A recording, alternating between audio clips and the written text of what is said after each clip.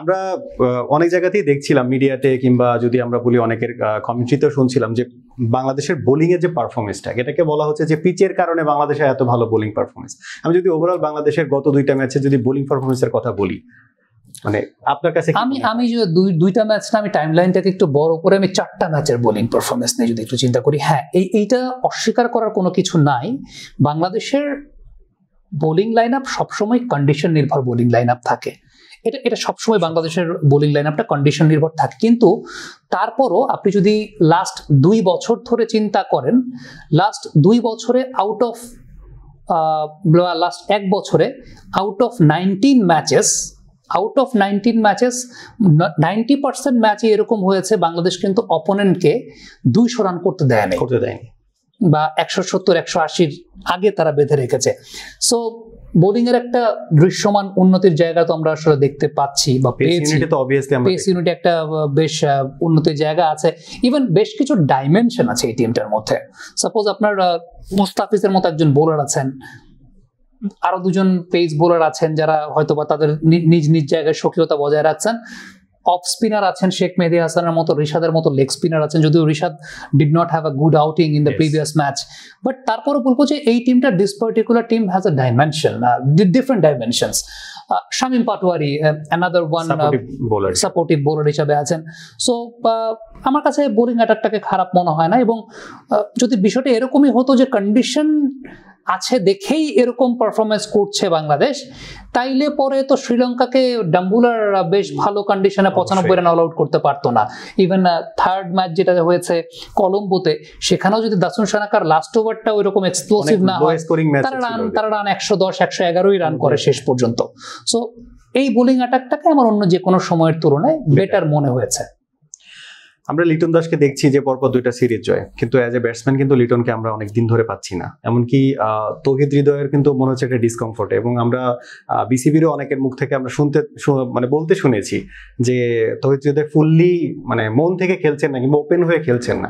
এই 2জন ব্যাটসম্যান আসলে বাংলাদেশের মিডল অর্ডারে কিন্তু যদি বলে ওয়ানডে বলেন, টি20 বলেন, 2 জায়গায় কিন্তু একটা ব্যাকবোন হিসেবে থাকেন। কিন্তু ওনাদের পারফরমেন্সটা যদি আপনার কাছে মনে হয়, কেমন মনে হচ্ছে? লিটন দাস কিন্তু শ্রীলঙ্কা সিরিজের লাস্টের 2টা ম্যাচে রান পেয়েছেন, একটা 70+ রান করলেন, আর একটা তো প্রায় 40 কাছাকাছি রান করলেন, এবং তানজিদ তামিমের সঙ্গে ম্যাচ উইনিং কন্ট্রিবিউশনটা লিটন কুমার দাসের ছিল।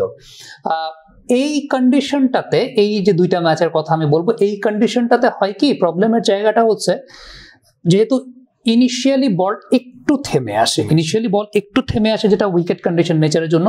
আপনি খেয়াল করে দেখবেন যে সমস্ত ব্যাটসম্যানরা একটু জোরে শট করেন, পারভেজ ইমন জোরে মারছেন, তারা ডিস্টেন্সটা ভালো ক্লিয়ার করতে পারেন। জাকের আলী অনেক জোরে মারছেন। লিটন কিন্তু একটু টাইমিং বেসড প্লেয়ার, যেহেতু এই টাইপের উইকেটগুলোতে হয় কি একটু বল থেমে আসে, সো অ্যাডজাস্টমেন্টটা আসলে খুব গুরুত্বপূর্ণ। লিটন যেগুলো হাফ শট খেলছেন, এই হাফ শটগুলোকে আসলে এই কন্ডিশনে ফুল শট খেলতে হবে। লিটনের ব্যাটিং নেচারটাই আসলে এরকম, তিনি একটু হাফ শট নির্ভর ক্রিকেট খেলেন, বা যেটা দেখা যায় যে একটু টাইমিং বেসড ক্রিকেটটা খেলেন।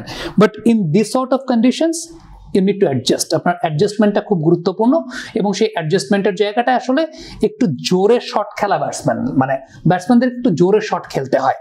পারভেজ ইমনকে আপনি দেখবেন যে শট খেলছেন কিন্তু জোরে, জাকের শট খেলছেন জোরে, শেখ মেহেদীকে আমরা দেখেছি যে জোরে শট খেলতে। সো লিটনের আমার কাছে মনে হয় যে এই অ্যাডজাস্টমেন্টটা খুব ইম্পর্টেন্ট, যেটা তিনি একটু বেটার ব্যাটিং কন্ডিশনে হয়তো বা টাইমিং বেস ক্রিকেট খেললেই লেগ সাইড দিয়ে, স্কোয়ার লেগ দিয়ে তিনি পুল শটে ছক্কা বা 4 পেতে চান, কিন্তু এই টাইপের কন্ডিশনগুলোতে একটু জোরে মারতে হয়।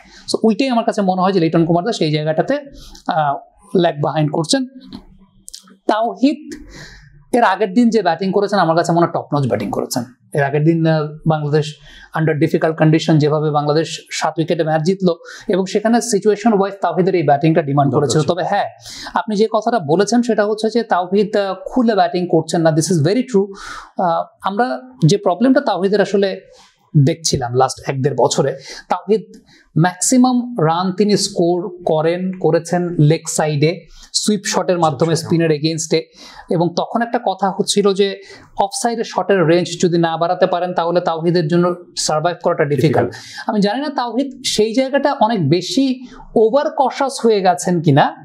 এখন তিনি স্টাম্পের বলও খুব বেশি সুইপ করতে যান না, সুইপ কমফোর্ট করলে জোন থেকে বের হওয়ার চেষ্টা করছে, এক্স্যাক্টলি সেটা আমার কাছে মনে হয় তার জন্য হিতে বিপরীত হচ্ছে কিনা, যে ন্যাচারাল খেলা থেকে আপনি বের করে এক্স্যাক্টলি আপনি আপনার একটা শটের রেঞ্জ বাড়াতে পারেন, মানে বাড়ানো একটা বিষয়, আর দ্বিতীয়ত বিষয় আপনার স্ট্রেংথটাকে বাদ দিয়ে আপনি ওটাকে তো আসলে বাড়াতে পারবেন না। সো স্ট্রেংথটাকে স্ট্রেংথের জায়গায় রেখে দেন আপনাকে অফসাইডে শটের রেঞ্জ বাড়ানোর চিন্তাটা করতে হবে। হ্যাঁ ডেফিনেটলি তাওহিদ খুব সম্ভবত খুব বেশি খুলে ব্যাটিং করতে পারছেন না, এটা একটা চিন্তার জায়গা হতে পারে, but I hope the potentiality he has every possible chance to bounce back.